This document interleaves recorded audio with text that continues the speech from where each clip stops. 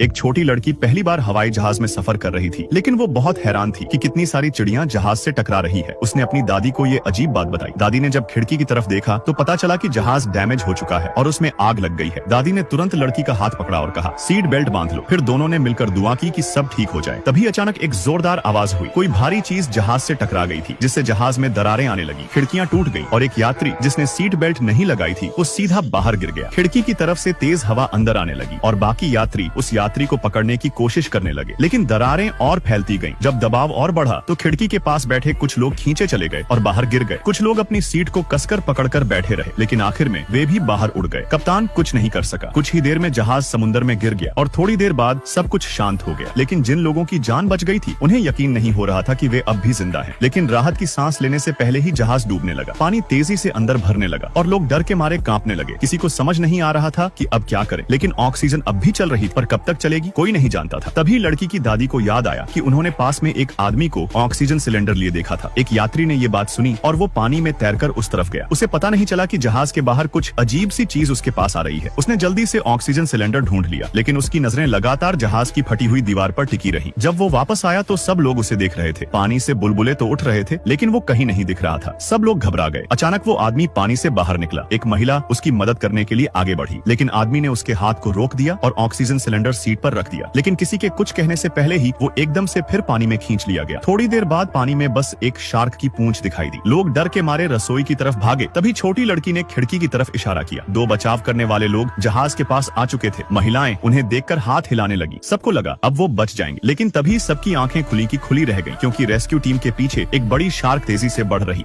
और फिर video like करने पर पार्ट 2 मिल जाएगा।